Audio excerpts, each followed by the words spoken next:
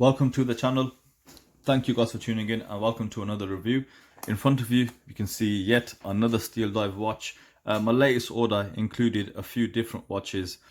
So before I continue, if you haven't already, please hit the subscribe button, comment and like the video. And let's get in straight to it. So on my little journey of discovery, I'm looking at different styles of watches, watches that I particularly would not probably order or wear. However, I have seen this watch out for a while now, and I did catch my eye, so I'm just basically waiting to get an order in with SteelDive, get them in and just give it a closer look. I think it does look quite nice and it did manage to catch my eye. If you're not already aware, the standard for packaging SteelDive, you got your plastic hard case, comes with a warranty card, and the watch will come in a little plastic pouch.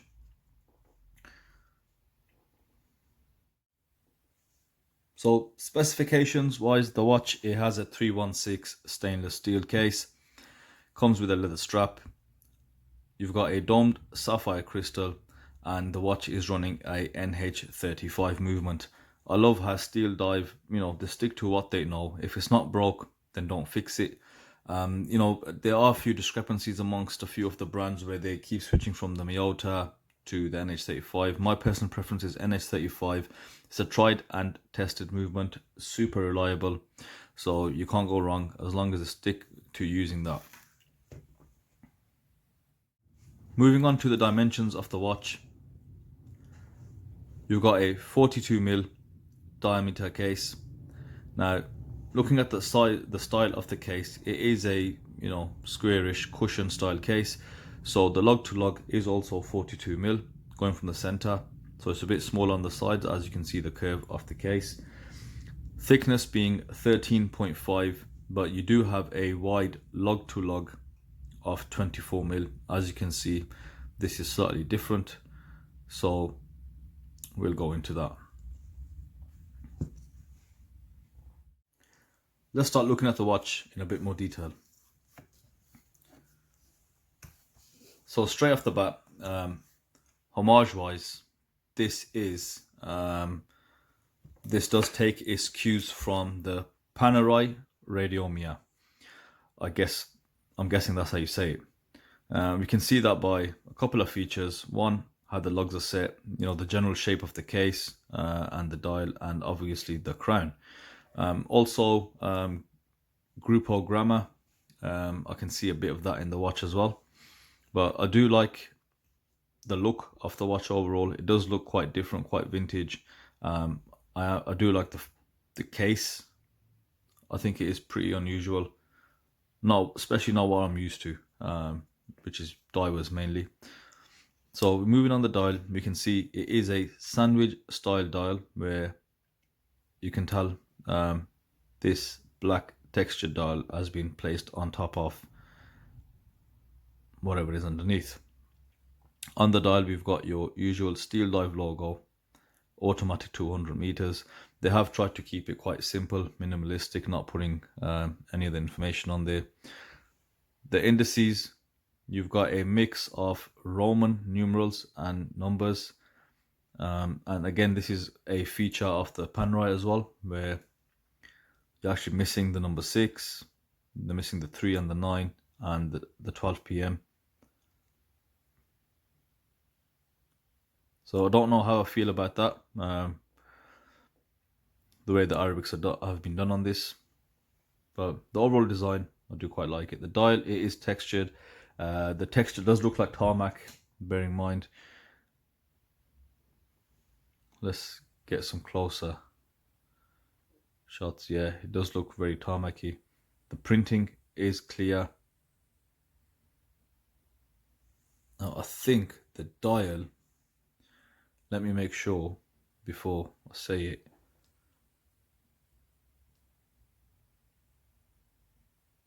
I think it might be a touch to the left. Along the side here, you can see a bit more of the dial, whereas on the left hand side you can't see much of it. I'm trying to make sure that's not just the light. Not by much, just a touch, but it doesn't look misaligned at all. In fact, I think the indices line up pretty well from what I can see. From the dial, let's move on to the hands. Now the hands, let's see if I can catch some light. They are that gorgeous metallic blue. And you have got a very long hour hand that is touching the minute track, and also with the second hand. Now you can instantly see the first problem here is you can just about see the second hand, sorry, the hour and minute, you know, they're visible because of the loom on there, but you can't see the seconds hand, and it doesn't help that it's so thin and needle-like. You've got this circle at the end. Let's get some movement on this dial. So you screw down the crown again, which is another homage to, or a design cue from the Panerai. Very large, oversized crown, good grip, decent, but the crown at the same time does feel quite light. It doesn't feel heavy, if that makes sense. It's not, you can just tell, you know, it's probably hollow from inside.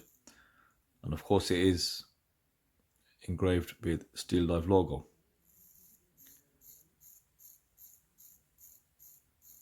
What you can hear there is the hand winding from the NH35 movement.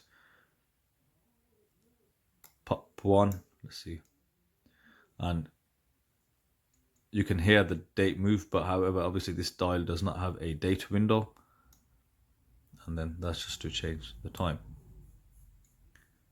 Having a oversized crown does help, makes obviously changing the time a lot easier, and the bonus being it does screws down pretty nicely.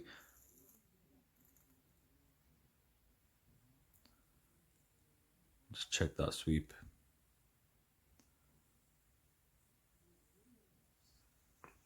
From there, you can see they've implemented the use of a domed sapphire crystal.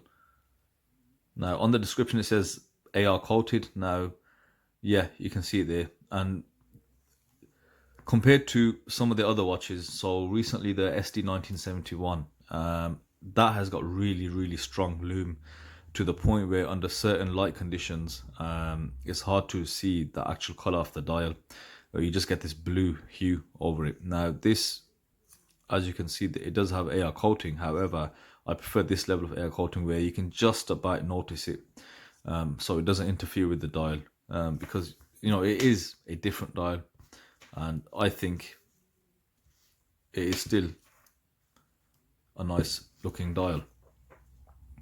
Moving on to the case, you've got a full polished case all the way around, really well polished, really well machined.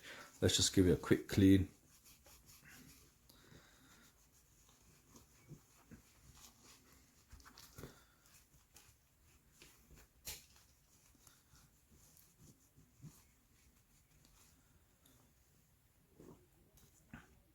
So there is a high level of machining gone into this.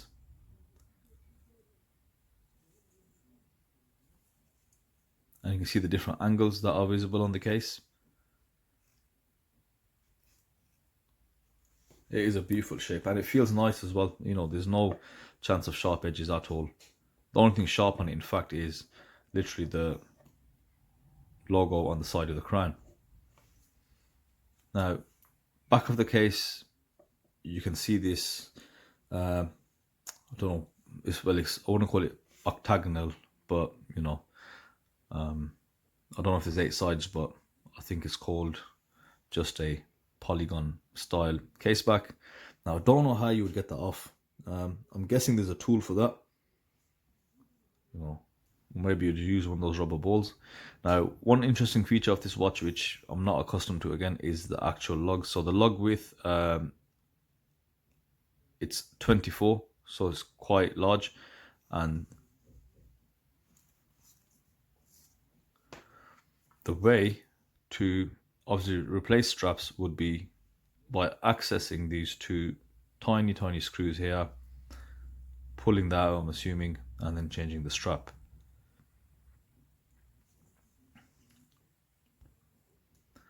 So it's good that I'm looking at different watches because you know, it is throwing me off my normal rhythm, because when it comes to dive watches, you know, I've got so accustomed to them that, you know, I know the right phrases and how to describe them. The fact that this is something different is really getting me to look at it slightly differently, and just sort of resetting my you know, reviewing ability, I would say. But just if you just look back on the dial, the second hand isn't moving, but it is quite difficult to catch it. So at certain angles, you just can't see it. Color options. So SteelDive, they do this in a black, which what I have here. They do it in a blue and the green, and those are worth looking at as well. The dials do look quite nice. The blue and the green are slightly gradiented and textured like this, and you know, it's good to have something different. Strap, I do really like this strap. Primarily reason is because personally I've got a few of these style of straps. It says genuine leather on the back, but I like this suede, almost vintage looking strap, you know, complete with the marks and the, you know, the different colors, the patchy coloring. I do like that. I think it gives the strap a more authentic look. The safety buckle is, just look at the width on that, it is nice and large, pretty solid, and you've got the contrast stitching.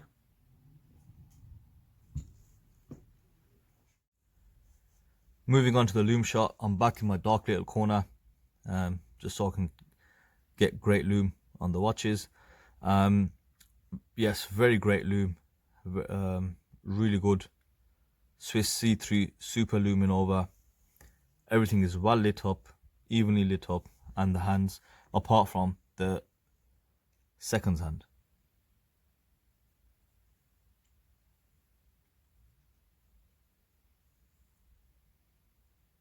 To see that with this watch, SteelDive are using some brighter loom. They have had a couple of models where the loom has not been the best.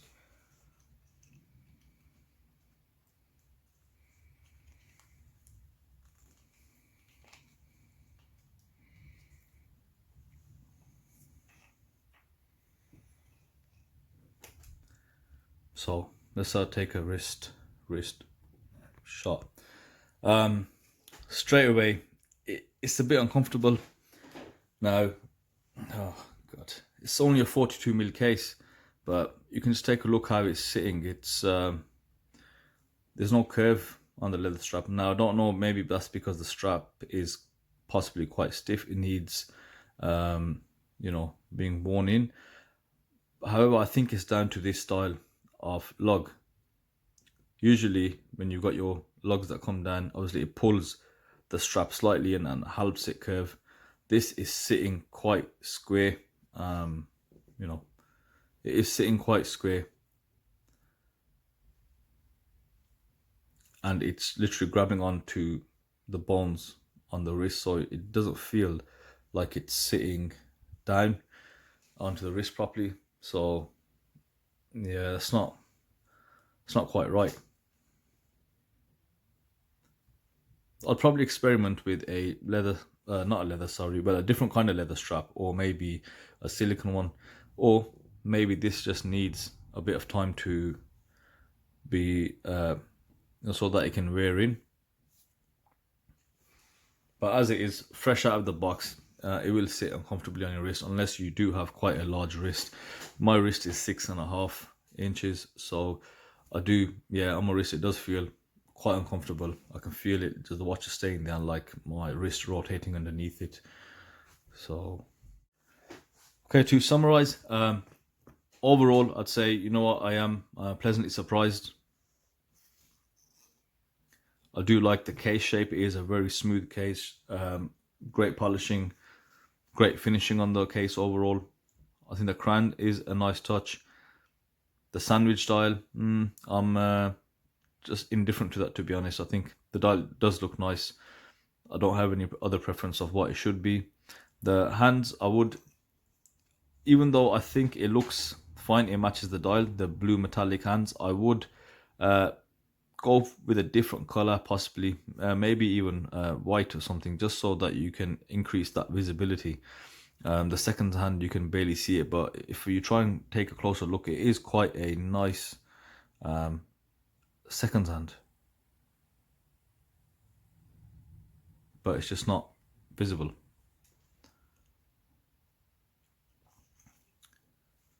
Dome sapphire plus, no issues with that. And my final issue was, as you just saw, I think the fit on the wrist can be improved.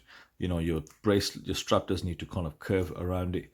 So maybe for a 6.5 inch wrist guy, maybe consider changing the bracelet, or like I said, it might need someone to wear it for a few days so that it can just, you know, get a bit softer and just sit better.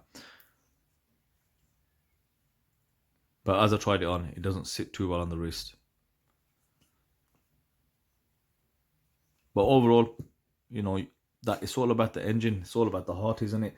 NH35, solid, robust movement. And then the loom is great on this. Now, just want to touch on the loom and dial side of it. I've recently started modding, and what I'm finding is with the majority of the aftermarket dials, the finishing on the dial is brilliant. It's made pretty well. However, they lack so bad in the loom. The loom department is awful. Now, for SteelDive, Heimdallr, or, you know, San Martin, etc., for them to have that, you know, OEM level loom, I think it's fantastic, and it is a testament to what the dials, you know, how much quality they're putting in there, the effort they're putting in there. Because the only distinguishing factor between the poor dials that we get around, especially in the UK, I know the American market and around the world, you know, the availability is better, but in the UK market, we're kind of stuck with old style dials, and the loom is just appalling. So maybe that is the difference, is the quality of the loom on the dial. So it just makes you appreciate, I think, that yes, they are Chinese brands, they are homage brands, you know, Copage, Replica. You know, you can get fierce debates about this, but the fact that they're not selling us crap, if that makes sense. You know, they have put some effort to source quality materials, and for that price, I think this is on Aliexpress for around 114, 118. So for that money, you do get exceptional value for money. Okay, well, that being said, that concludes this review. Let me know your thoughts of the watch within the comment section below. I will be putting a affiliate link to a store on AliExpress. I'll just choose the cheapest one. So please, if you do want to purchase this, use those affiliate links. You might not even want to purchase this, just have a browse and just use that affiliate link. It gives me a slight commission, which my ideas are to obviously put back into the channel, put back into watches and review watches like this, something different, which, you know, it doesn't sit with my personal taste, but, you know, I can you can help me on my little journey here. Thank you for watching.